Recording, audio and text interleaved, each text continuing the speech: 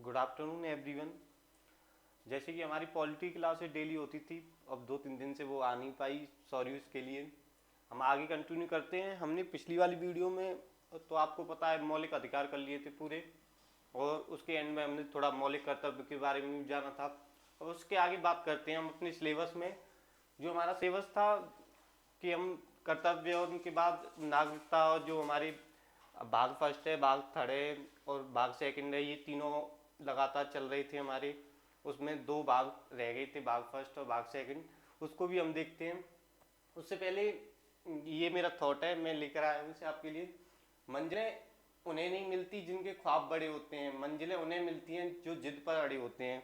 यानी कि सिर्फ ख्वाब देखने से कुछ नहीं होता, अपनी उस ख्वाब को पाने के लिए जिद पर अड़ जाओ कि हमें उसे पाना है, रात और दिन एक करना है उसके लिए।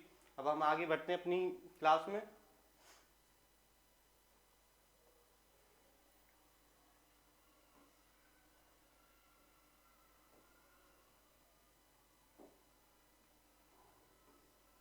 भाग फर्स्ट में हम देखेंगे कि हमारे जो 2 भाग छूट गए थे बीच में। आज मैंने आपको भाग थर्ड करा दिया था, जो मौलिक कर्तव्य से संबंधित था, 12 से 35 थे उसमें आर्टिकल। उससे पहले ये भाग थोड़े रह गए थे क्योंकि इतने इंपॉर्टेंट नहीं है, ये पूछे भी नहीं जाते। वो इंपॉर्टेंट था इसलिए मैंने वो जल्दी कराने की कोशिश की थी, क्योंकि आपका जीडी वाला एग्जाम भी चल रहा था, उससे रिलेटेड उसमें क्वेश्चन भी पूछे जा रहे थे। इसलिए मुझे उसे कराना थोड़ा समझदारी लगी, क्योंकि जल्दी कराने से क्या होगा कि आप उसको जल्दी से रिकॉल करके वापस से यानी अपने एग्जाम में बैठ सकते हैं और उसके रिलेटेड जो भी सवाल आए उसे कर सकते हैं। आगे हम देखेंगे भाग फर्स्ट में क्या था। भाग फर्स्ट में राज्य व राज्य के संघ व राज्य के क्षेत्र, यानी यूनियन और उसके स्टेट्स हैं, वो है भाग फर्स्ट में, जो कि आर्टिकल 1 से 4 तक है। इसमें कौन कौन से आर्टिकल आते हैं 1 से लेकर 4 तक। यानी पहला आर्टिकल है आर्टिकल फर्स्ट। आर्टिकल फर्स्ट में क्या है, India is the union of states, यानी भारत राज्यों का संघ है। ये एचटी लाइन पूछ ली जाती है कि भारत राज्यों का संघ है, या फिर उल्टे सीधे करके इसे भी पूछ सकता है कि राज्यों का संघ भारत है, ऐसे। तो आपको ये लाइन पूरी तरह से याद रखनी है कि भारत राज्यों का संघ है। उसमें अब इस टाइम पर जो राज्य हैं 28 हैं, और यूनियन टेरिटरीज 8 है, यानी केंद्र शासित प्रदेश। क्योंकि आपको पता है कि 2019 में जो जम्मू कश्मीर को राज्य पुनर्गठन करके अधिनियम जो आया था 2019 में, उसमें क्या हुआ था कि जम्मू कश्मीर और लद्दाख को एक अलग अलग यूनियन टेरिटरीज बना दिया गया, केंद्र शासित प्रदेश। क्योंकि वहां से जो धारा थी वो हटा दी गई, जो आपको पता ही है उसके बारे में। तो जम्मू एंड कश्मीर को अलग यूनियन यूटी और लद्दाख को एक अलग यूटी। आगे देखते हैं हम इसमें। और उसके साथ साथ 2020 में क्या हुआ था, दमन व दीव को और दादर नागर हवेली को मिलाकर एक कर दिया गया। यानी ये 2 यूटीज थे पहले, इनको मिलाकर बाद में एक कर दिया गया 2020 में। तो उसके हिसाब से हमारे जो यूटीज हैं वो 8 हो गए हैं अब। आगे देखते हैं हम आर्टिकल 2 में क्या है। संसद को अधिकार है कि संघ में नए राज्य का प्रवेश कर सके। यानी आपको पता है कि संघ यानी यूनियन जो है हमारा संघ, संघ सरकार है जो, उसको अधिकार है संसद को कि वो क्या कर सकती है, किसी भी संघ में, हमारे संघ में किसी भी नए राज्य को ऐड कर सकती है। जैसे कि हम देखते हैं कि उसमें उसने पहले भी ये किया है। यानी आर्टिकल 36वां जो हमारा कॉन्स्टिट्यूशन अमेंडमेंट हुआ था, संविधान संशोधन 1975 के तहत सिक्किम को राज्य का दर्जा दिया है। बाद में ये हमारे भारत में जुड़ा था, आपको पता ही है ये तो, सिक्किम। आर्टिकल 3 में क्या है, किसी भी राज्य का नाम बदल सकती है, किसी भी राज्य की सीमा को घटा बढ़ा सकती है। यानी कि किसी भी राज्य का नाम बदल सकती है। जैसे कि पहले उत्तरांचल बोला जाता था उत्तराखंड को, बाद में अब उसका नाम उत्तराखंड कर दिया गया, क्योंकि जो पठारी जो पर्वत वाले 12 या 13 स्टेट जो जिले थे उनको अलग करके यूपी से अलग कर दिया गया, उसको उत्तराखंड का नाम दिया गया। ऐसे हम देखते हैं उसकी जो सीमाएं हैं उनको भी घटा बढ़ा सकती है। यानी किसी राज्य की उससे तोड़कर उसकी सीमाओं से अलग राज्य बनाना, या उसकी सीमा को थोड़ा छोटा कर देना, ये भी संसद को अधिकार है।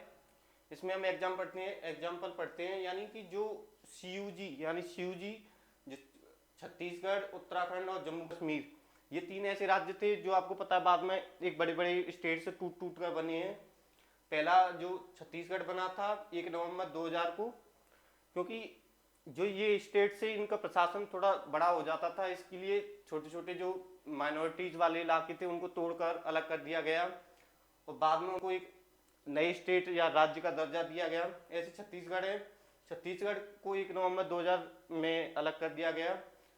उत्तराखंड को यूपी से अलग कर दिया गया 9 नवंबर 2000 को। झारखंड को बिहार से अलग कर दिया गया 15 नवंबर 2000 को। यानी छत्तीसगढ़ अलग हुआ था एमपी से, उत्तराखंड यूपी से, झारखंड बिहार से।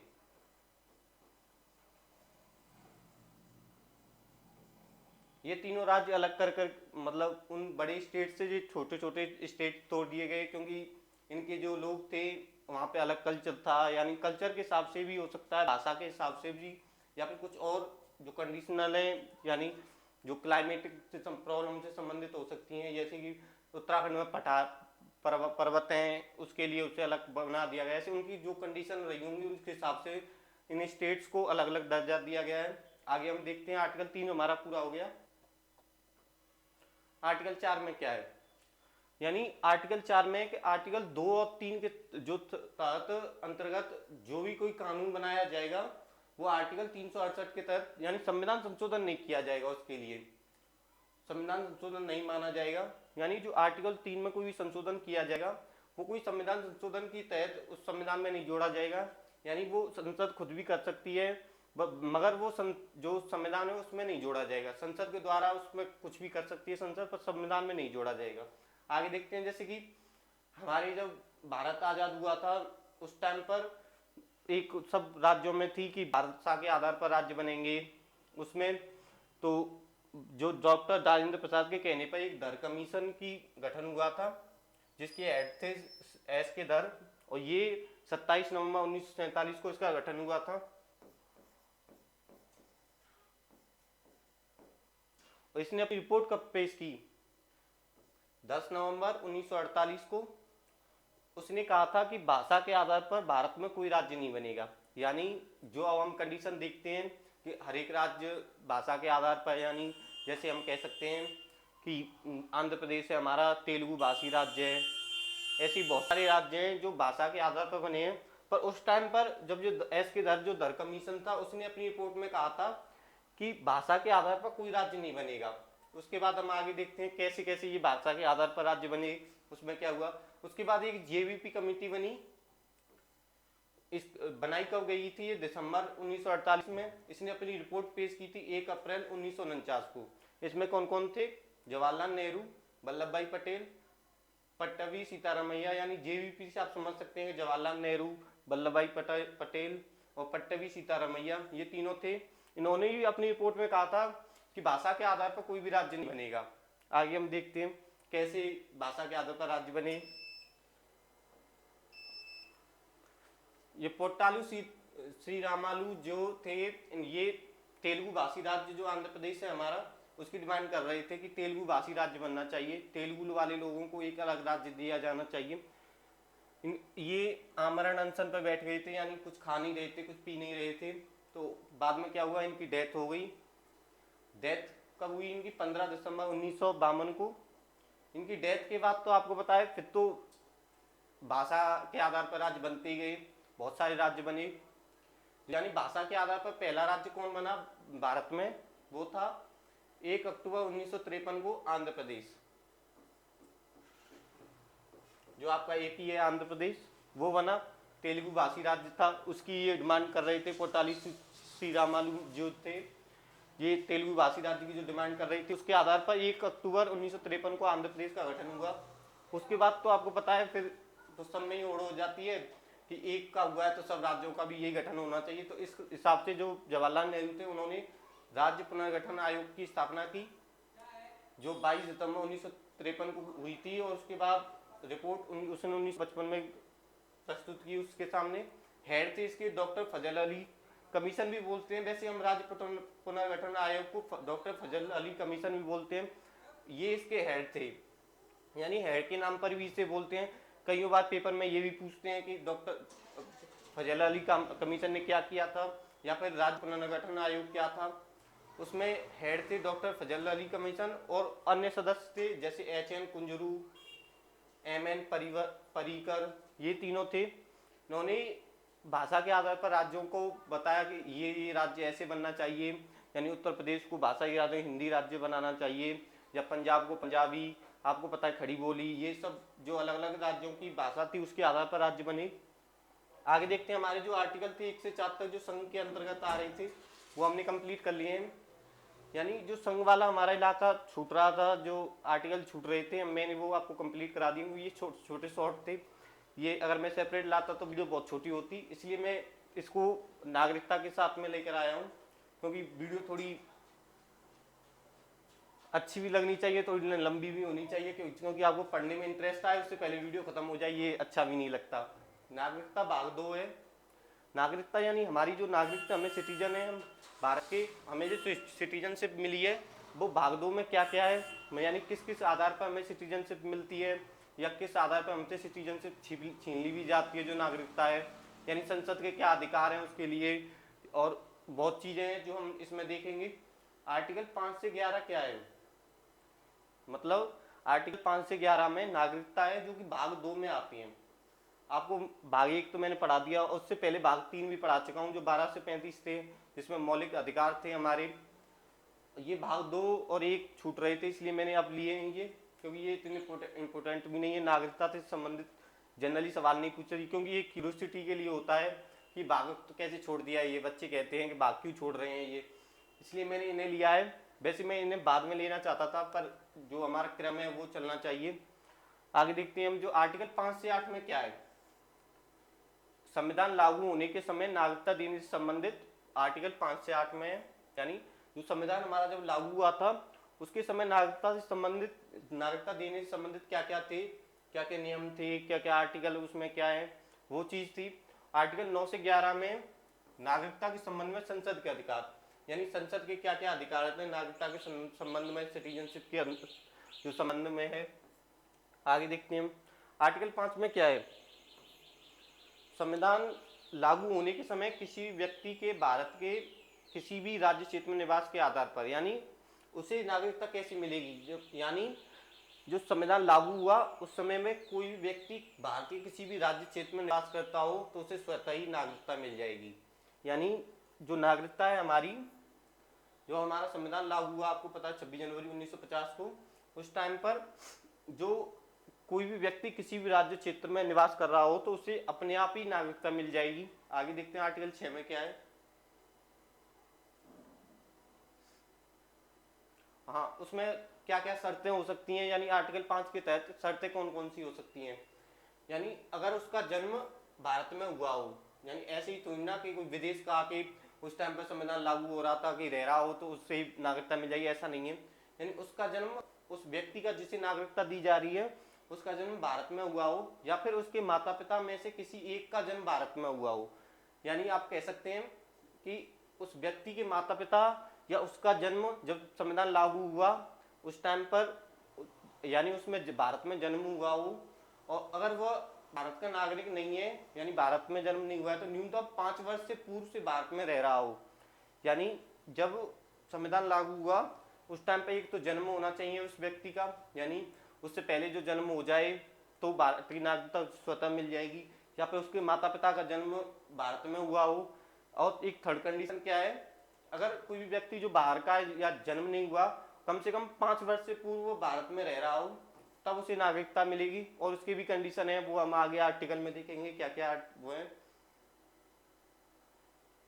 आर्टिकल 6 में क्या है, जो पाकिस्तान से भारत आने वालों को नागरिकता देने से संबंधित है आर्टिकल 6 में। यानी जब भारत का विखंडन हुआ, या अपने हम कह सकते हैं भारत से अलग हुआ पाकिस्तान, उस टाइम पर जो भारत से अलग जो पाकिस्तान में रह रहे थे लोग, वो क्या है, जो 19 जुलाई 1948 से पहले जो भी व्यक्ति भारत में आया हो, यानी आकर बस गया हो, 19 जुलाई 1948 से पहले अगर कोई भी व्यक्ति पाकिस्तान में रह रहा हो, वो भारत आ जाए और वहाँ पे बस जाए तो उसे स्वतः ही नागरिकता मिल जाएगी। यानी आप कह सकते हैं कि जब भारत से पाकिस्तान अलग हुआ उस टाइम पर तो लोग पाकिस्तान में रह रहे थे, अब वो चाहते हो कि हमें हिंदुस्तान की नागरिकता मिल चाहिए, यानी हमें हिंदुस्तानी कहलानी चाहिए या भारतीय कहलानी चाहिए। उसका मतलब ये, जो व्यक्ति 19 जुलाई 1948 से पहले भारत पाकिस्तान से भारत में आ जाए तो उसे नागरिकता स्वतः ही मिल जाएगी। या और उसके कंडीशन के अलावा और भी देखते हैं, जैसे 19 जुलाई 1948 के बाद आया हो, तो भारत आया हो, तो उसे क्या क्या करना होगा। पहले तो उसे रजिस्ट्रेशन ऑफिस जाना होगा, रजिस्ट्रेशन ऑफिस जाके उसे वहां पर रजिस्ट्रेशन के लिए अप्लाई कराना चाहिए, यानी नागरिकता के लिए। अब अगर न्यूनतम 6 महीने और न्यूनतम 6 महीने तक भारत में निवास करना चाहिए, ये कंडीशन थी जब 1948 से बाद में कोई व्यक्ति आया हो भारत पाकिस्तान से। उसके लिए कंडीशन है कि पहले तो उसे रजिस्ट्रेशन ऑफिस जाना होगा, रजिस्ट्रेशन ऑफिस के बाद अप्लाई कराना होगा वहां पे जाके, और कम से कम 6 महीने तक भारत में निवास करना होगा, तब उसे नागरिकता मिलेगी। आर्टिकल 7 में क्या है, भारत से पाकिस्तान जाने वाले पुनः पाकिस्तान से लौटकर भारत वापस आने वालों को नागरिकता। यानी आप कह सकते हैं कि संविधान लागू, यानी भारत आजाद हो गया तो उन्होंने सोचा कि हम तो पाकिस्तान में जाके बसेंगे, फिर वहाँ की कंडीशन देखी कि आपको पता है कंडीशन तो कितनी खराब रहती है पाकिस्तान की। यानी वो पाकिस्तान गए, वहां से फिर सोचा कि हम तो भारत ही जाएंगे। अब उनके लिए क्या है, आर्टिकल 7 में है कि भारत से पाकिस्तान जाने वाले पुनः पाकिस्तान से भारत में आने वाले व्यक्तियों के लिए नागरिकता कैसे दी जाएगी, उसके लिए हम देखते हैं क्या क्या कंडीशन है।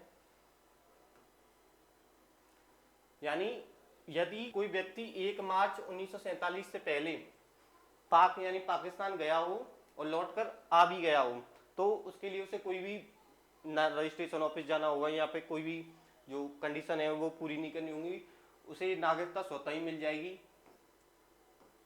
यानी 1 मार्च 1947 से पहले अगर वो पाकिस्तान गया हो, उसके बाद वो लौट के भी आ गया हो, यानी इस डेट से पहले कोई व्यक्ति पाकिस्तान गया हो, उससे पहले ही लौट आया हो, तो नागरिकता उसे स्वतः ही मिल जाएगी। यानी अब उसके बाद देखते हैं, यानी 1 जुलाई 1947 के बाद अगर उससे पहले नहीं लौट के आया, तो उसके बाद क्या क्या कंडीशन है, वही सेम कंडीशन है, आपको मैंने पिछली बार भी पढ़ाया था जो आर्टिकल 5 में, अभी जस्ट पीछे देखते हैं हम। जैसे ये आर्टिकल 6 में थे, जो भारत से पाकिस्तान आने वाले या पाकिस्तान से भारत आने वाले जो व्यक्ति थे, उनके लिए जो कंडीशन थी वही है, जो सेम है, वही उसके लिए आर्टिकल 7 में है कि उसे क्या करना होगा कि रजिस्ट्रेशन ऑफिस जाना होगा, और उसके बाद रजिस्ट्रेशन के लिए अप्लाई करना होगा, कम से कम 6 महीने तक भारत में निवास करना होगा। भारत में निवास करने से क्या होगा कि वो वहाँ की कंडीशन देखेगा कि कहीं ऐसा ना हो कि 6 महीने बाद फिर कहे कि हम तो पाकिस्तान जाना चाहते हैं, कम से कम 6 महीने तक देखे यहाँ पे रुक कर, तब उसे भारतीय नागरिकता मिलेगी। आर्टिकल 8 में देखते हैं हम क्या है। यानी आर्टिकल 8 में संविधान लागू होने के समय यदि कोई व्यक्ति भारत के बाहर रह रहा हो लेकिन भारत का मूल का हो, यानी जब हमारा संविधान लागू हुआ उस समय यदि कोई व्यक्ति भारत से बाहर रह रहा हो, यानी हम कह सकते हैं विदेश में कहीं रह रहा हो, या पाकिस्तान में कहीं रह रहा हो, या फिर कोई भी चाइना है और भी जो कंडीशन अमेरिका है वहाँ पे रह रहा हो, तो उसे उसके लिए क्या क्या कंडीशन होती है। और अगर वो भारत का मूल हो, यानी भारत में उसका जन्म हुआ हो, तो या उसके लिए क्या क्या है, उसके माता पिता, दादा दादी, नाना नानी में से कोई भी एक गवर्नमेंट ऑफ इंडिया एक्ट 1935 के तहत भारत का निवासी रहा हो। ये कंडीशन उस टाइम की है जो संविधान लागू हुआ था। यानी कोई व्यक्ति भारत से बाहर रह रहा हो, उसके लिए क्या है, या फिर वो भारतीय मूल का हो, यानी उसके दादा दादी, माता पिता या नाना नानी में से किसी का भी जन्म जो, या फिर नागरिकता, या फिर जो नागरिक काउंट हुए हों गवर्नमेंट ऑफ इंडिया एक्ट 1935 के तहत, वो भारत का निवासी रहा हो, तो उसे भारतीय दूतावास में जाना होगा और वहाँ पर रजिस्ट्रेशन कराना होगा। ये छोटी मोटी कंडीशन है उसके लिए। जो पाकिस्तान से आए हैं उनके लिए कंडीशन थोड़ी ने बड़ी हैं, आगे देखते हैं।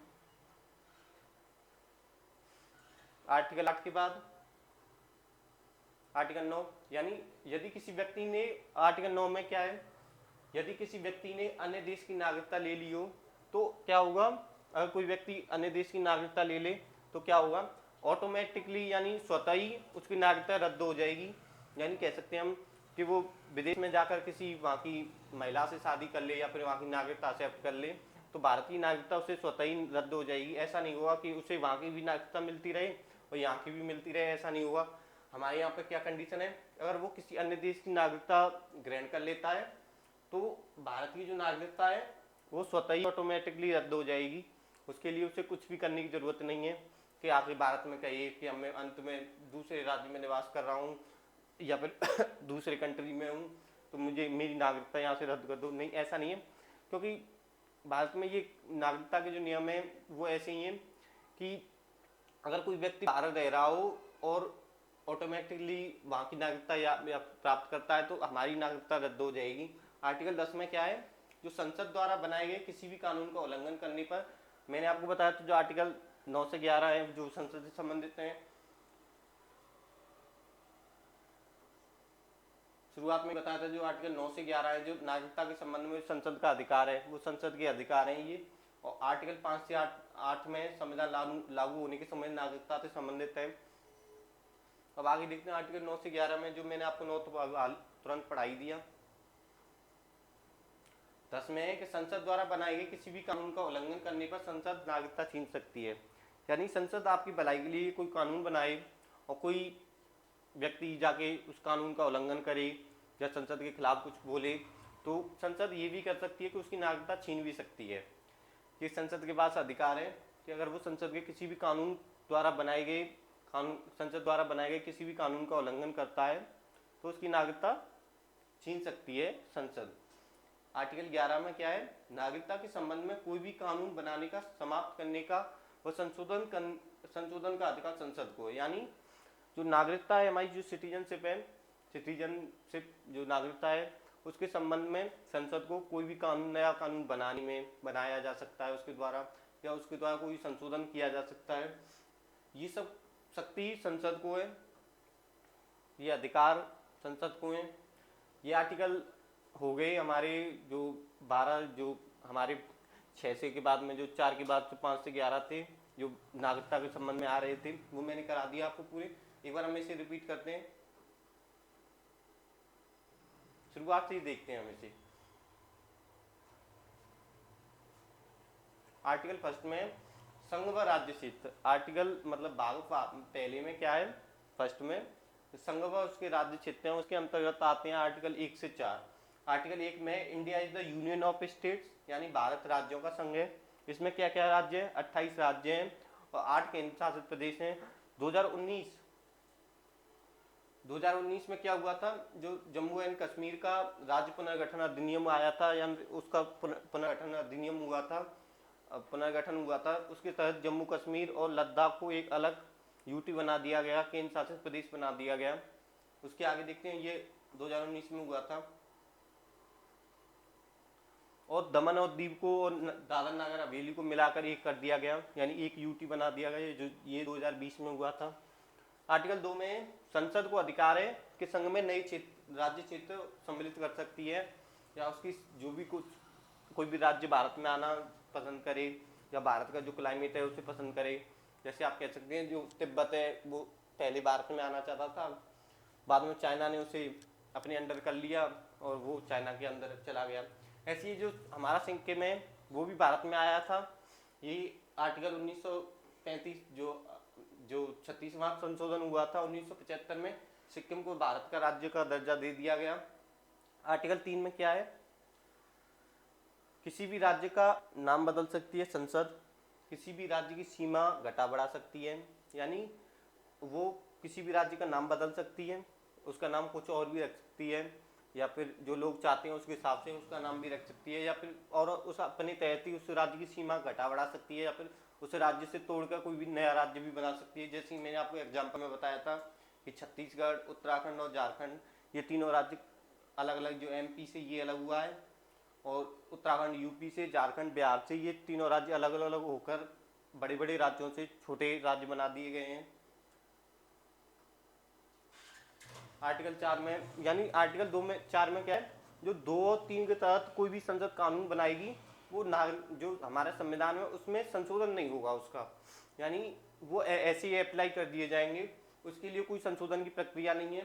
ये आर्टिकल 368 में लिखा है कि आर्टिकल 2 और 3 के अंतर्गत बनाया गया कानून आर्टिकल 368 के तहत संविधान संशोधन नहीं माना जाएगा। और उसके बाद हम देखते हैं भाषा के आधार पर राज्य कैसे बने। पहले भाषा के आधार पर डॉक्टर राजेंद्र प्रसाद ने दर कमीशन बनाया था, उससे एस के दर है उसके हेड थे, और इसका निर्माण हुआ था 27 नवंबर 1947 को गठन, और रिपोर्ट इसने पेश की थी 10 दिसंबर 1948 को। इसने कहा था कि भाषा के आधार पर भारत में कोई राज्य नहीं बनना चाहिए। ऐसी जेवीपी कमेटी बनी थी जिसमें जवाहरलाल नेहरू, वल्लभ भाई पट्टाभी, सीतारमैया ये तीनों थे। इसका निर्माण हुआ था दिसंबर 1948 को और रिपोर्ट इसने पेश की थी 1 अप्रैल 1949 को।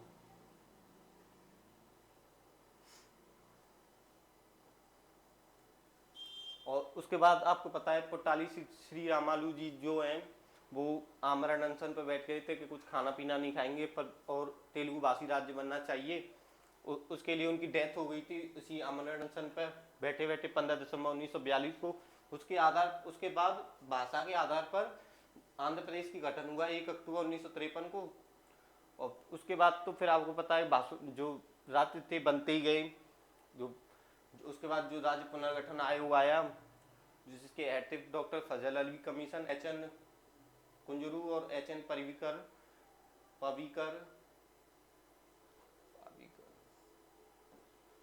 ये तीनों जो डॉक्टर फजल अली कमीशन भी कह सकते हैं हम इसे।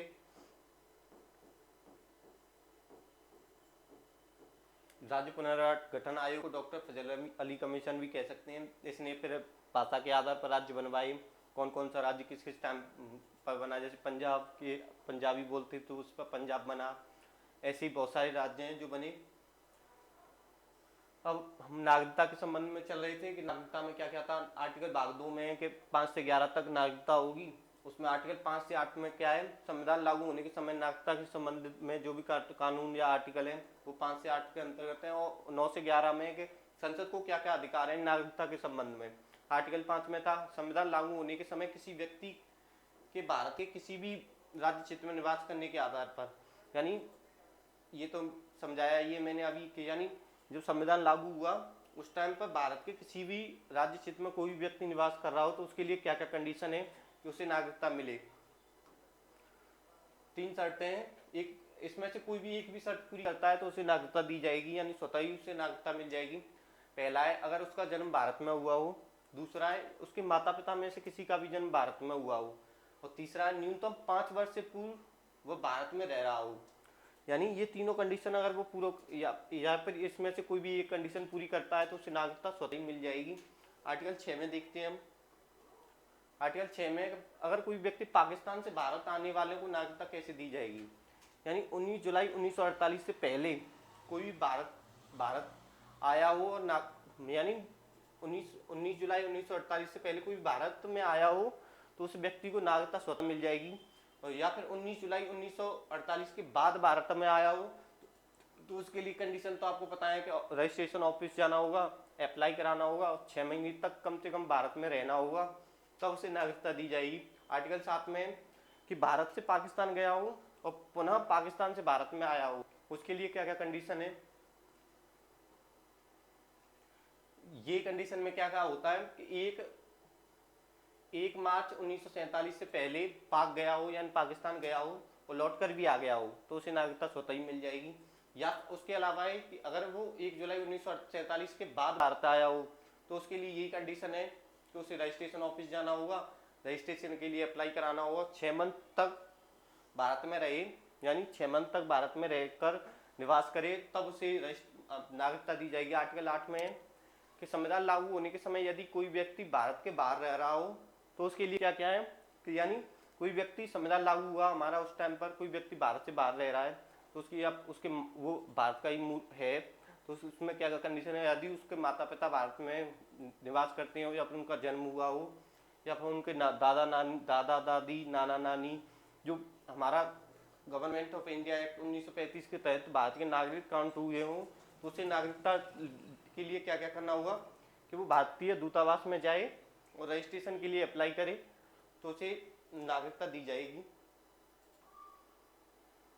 आर्टिकल 9 में तो मैंने आपको बताया कि कोई व्यक्ति विदेश में जो हमारा यदि किसी व्यक्ति ने अन्य देश की नागरिकता ले ली हो तो जो भारतीय नागरिकता वो स्वतः ही रद्द हो जाएगी, उसे कुछ भी करने की जरूरत नहीं है, उसे अपने आप ही हमारी भारत की नागरिकता उससे छीन ली जाएगी।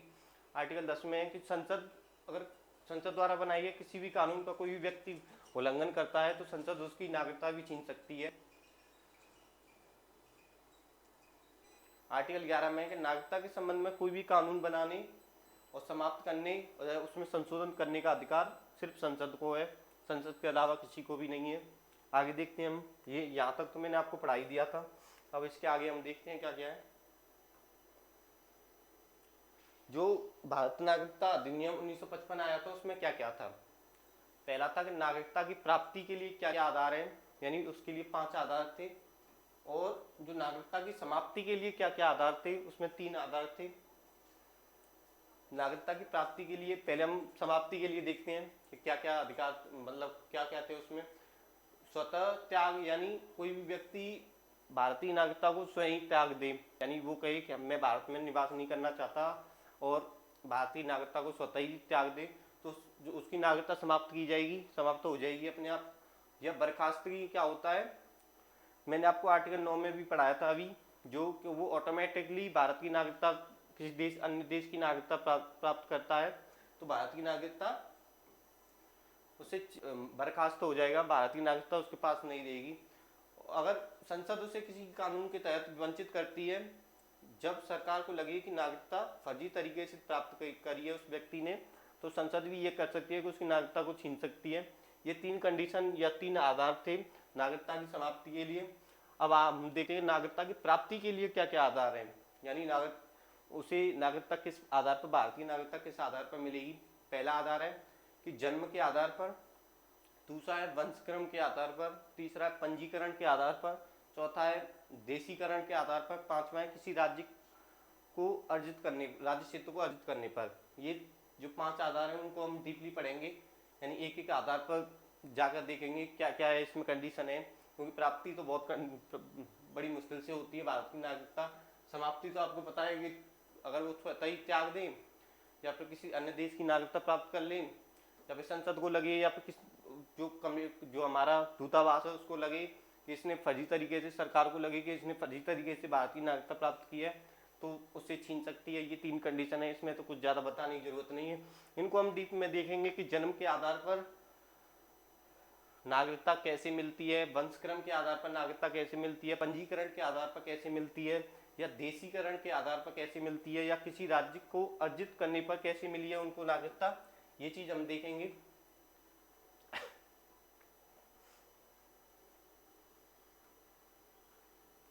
पहला है पंजीकरण के आधार पर।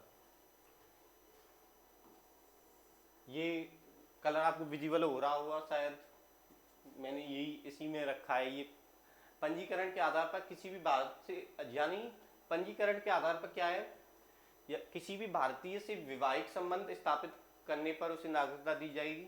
पहला कंडीशन है इसे पंजीकरण के आधार पर। दूसरा है भारतीय मूल के होने पर, अगर वो भारतीय मूल का है तो उसे कैसे मिलेगी पंजीकरण के आधार पर, उसे रजिस्ट्रेशन ऑफिस जाना होगा, रजिस्ट्रेशन के लिए अप्लाई करना होगा। ये 5 से 7 वर्ष तक भारत में निवास करे तब उसे नागरिकता दी जाएगी। जो पहले हमारे जो 6 महीने तक जो रह रहे थे व्यक्ति, वो उस टाइम की बात है जब संविधान लागू हुआ। अब ये कि 1955 के बाद जो भी व्यक्ति ऐसा करेगा, या फिर जो बाद में आया है उसके लिए ये कंडीशन है, उसे पंजीकरण में क्या क्या कराना होगा, या फिर तो वो भारत के किसी भी व्यक्ति जो भारत से वैवाहिक संबंध स्थापित करे भारत के किसी व्यक्ति से, या जो मनुष्य होते हैं उनसे भारतीय मूल के होने पर रजिस्ट्रेशन, अगर वो भारतीय मूल का है तो उसे क्या करना होगा, रजिस्ट्रेशन ऑफिस जाना होगा, रजिस्ट्रेशन के लिए अप्लाई कराना होगा, और 5 से 7 वर्ष तक भारत में रहना होगा, तब उसे नागरिकता दी जाएगी।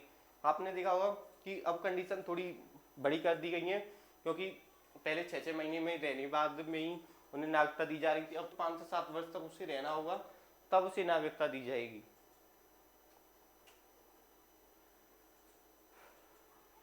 आगे है जन्म के आधार पर, यानी जन्म के आधार पर उसे कैसे नागरिकता मिलेगी। आपका जन्म 26 जनवरी 1950 तक भारत में हुआ हो, यानी 26 जनवरी 1950 तक भारत में हो गया हो आपका जन्म, या फिर आपके माता पिता में से कोई भी एक भारत का नागरिक हो, ये इस कंडीशन पर जन्म के आधार पर उसे नागरिकता दी जाएगी।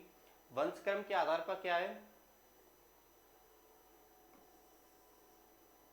आपका जन्म भारत से बाहर हुआ हो लेकिन माता पिता में से किसी एक के पास भारत की नागरिकता हो, तो 1 वर्ष के भीतर भारतीय दूतावास में जाकर रजिस्ट्रेशन कराना होगा। इंडियन एम्बेसी है जो हमारी भारतीय दूतावास, उस वंशक्रम के आधार पर है। यदि आपका जन्म भारत में हुआ हो या फिर ना हुआ हो, तो उसके लिए क्या है कि आपके माता पिता में से किसी एक के पास भी भारत की नागरिकता है, तो आपको क्या करना होगा कि आप भारतीय दूतावास में जाएंगे। वहाँ पर आपको जो रजिस्ट्रेशन के लिए अप्लाई करना होगा और रजिस्ट्रेशन कराना होगा वहाँ पे जाकर, तब आपको वंशक्रम के आधार पर नागरिकता दी जाएगी।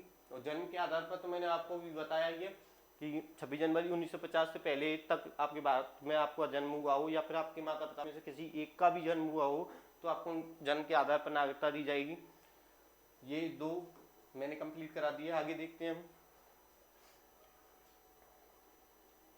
देशीकरण के आधार पर कैसे नागरिकता दी जाएगी।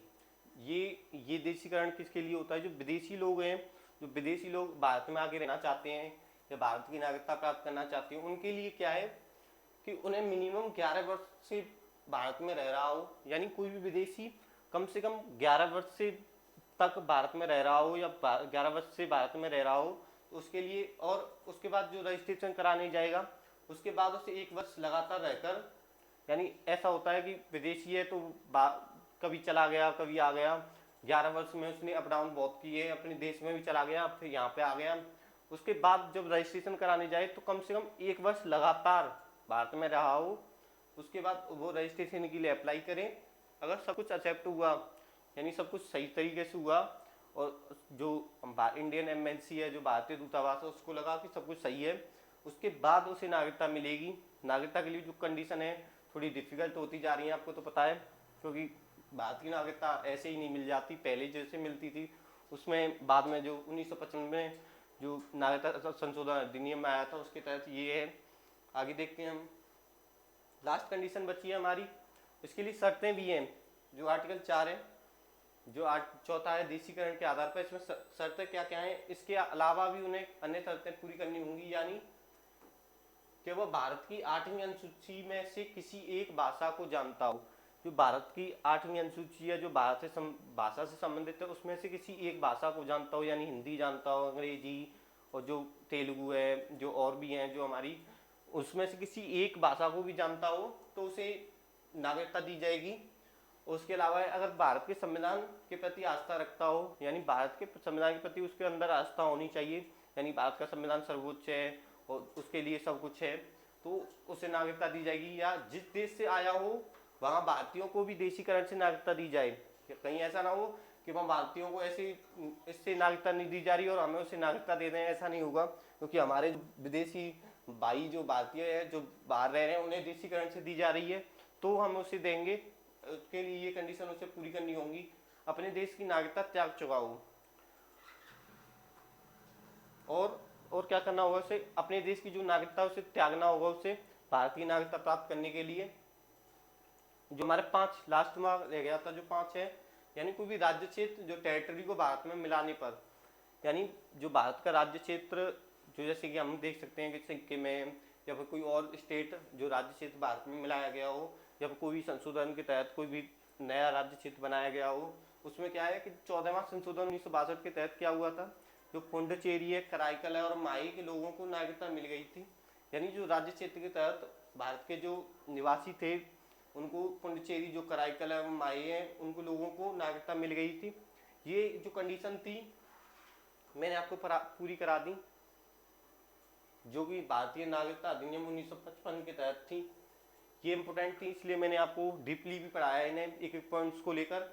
ये जो नागरिकता की समाप्ति है वो तो आप समझते ही हैं, इसलिए मैंने इसके बारे में थोड़ा डीपली ढंग से नहीं पढ़ाया। और मैं कह भी सकता हूँ क्योंकि ये तो खुद ही आपको पता है कि स्वतः त्याग दी जाए, इसके लिए मैं क्या कह सकता हूँ कि अगर कोई व्यक्ति स्वतः ही त्याग रहा है उसमें क्या क्या कंडीशन हो सकती हैं वो तो खुद ही जान सकता है।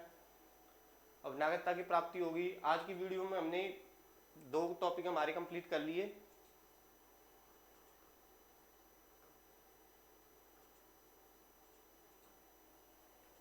कौन कौन से, यानी भाग फर्स्ट है जो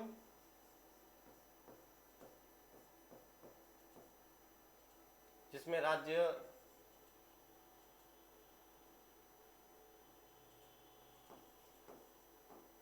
संघ व राज्य क्षेत्र जो थे हमारे,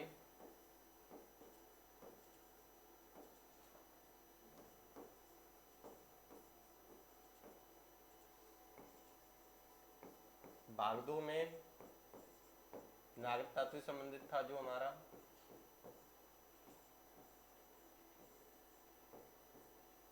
ये दोनों हमने आज एक टॉपिक कंप्लीट कर लिए, क्योंकि ये छोटे छोटे टॉपिक थे इसलिए मैंने एक वीडियो में ये ले लिए हैं। उसके बाद हम आगे अपनी जो हमारी अनुसूचियाँ थोड़ी बहुत रह रही थी, जैसे मैं बीच में आपके आया था 8वीं अनुसूची, ये अनुसूचियाँ मैं पूरी करा दूंगा। और उसके बाद हम शुरू करेंगे डीपीएसपी है, जो हमारे राज्य के नीति निर्देशक तत्व हैं, वो बहुत इंपॉर्टेंट है। जो स्टेट्स की कोई भी नौकरी होती है, या पुलिस कह सकते हैं हम, पटवारी, लेखपाल, कोई भी ऐसी नौकरी होती है, उसके लिए जो आर्टिकल हैं जो 36 से 51 है वो पूछ लिए जाते हैं। उनमें से कोई भी आर्टिकल उठा के पूछ भी सकता है, या फिर उसके लिए किसने क्या कहा, उसके लिए जो भी कुछ बयान किसी व्यक्ति ने दिए, जो हमारे राज्य के नीति निर्देशक तत्व है उसमें क्या क्या है, ये चीज़ हम डीपली पढ़ेंगे, यानी एक एक आर्टिकल को समझते हुए चलेंगे। मैंने अब तक आपको भाग फर्स्ट, भाग सेकंड, भाग थर्ड करा दिया है, यानी 1 से लेकर अब तक हमने जो 35 तक है, जो 12 से 35 तक थे वहाँ तक आर्टिकल पहुँच गए हमारे। और उससे आगे जो 36 से 51 है, जिसमें राज्य के नीति निर्देशक तत्व आते हैं, उसको हम आगे क्लास में कंटिन्यू करेंगे, क्योंकि हम आर्टिकल को एक भी नहीं छोड़ सकते, क्योंकि ये आर्टिकल ज़्यादा इंपॉर्टेंट है। और जो राष्ट्रपति है उसके बाद हम जो भी कुछ छोटे मोटे आर्टिकल बचते हैं उसे देखेंगे। हमारी पॉलिटी ज़्यादा लंबी नहीं खींचेंगे, क्योंकि पॉलिटी कोई ब्राइट सब्जेक्ट नहीं है, यानी इसमें से ये नहीं कि जीके का एक बहुत बड़ा पोर्शन है उसमें। आपको पता है कोई एग्जाम में 1-2 क्वेश्चन आ भी जाता है, कोई में नहीं भी आता, इसलिए हम ज़्यादा इस पर फोकस नहीं करेंगे। और भी हमारे जो जीके के संबंध में आते हैं उन पर भी हमें देखना है। आगे हम आज की वीडियो नहीं रखेंगे, ज़्यादा लंबी वीडियो नहीं रखेंगे। उससे पहले मेरी एक बात सुनते जाइए आप। जो हमारा गोल्ड क्लासेज है, प्लीज़ इसे लाइक करिए, सब्सक्राइब करिए, शेयर करिए और कमेंट करिए। कमेंट तो मैं आपको पता हर वीडियो में कहता ही हूँ एंड में, कि कमेंट करने से तो हमें जो आपकी इम्प्रूवमेंट आप हमें चाहते हैं वो हम कर सकते हैं, इसलिए कमेंट जरूर करिए। और लाइक सब्सक्राइब तो करेंगे ही, क्योंकि आप और नोटिफिकेशन को भी ऑन कर लीजिएगा, क्योंकि नोटिफिकेशन से क्या होगा कि कोई भी हमारी जो नई वीडियो आवे, या फिर कोई भी जो लाइव क्लासेस जो हमारे सर लेते हैं, या फिर कोई मैं लूँ, या फिर कोई और हमारे जो सर हैं वो लें, तो जो आपको नोटिफिकेशन सबसे पहले पहुंच जाए, इसके लिए आपको नोटिफिकेशन ऑन करना होगा। थैंक यू आज की वीडियो के लिए, धन्यवाद।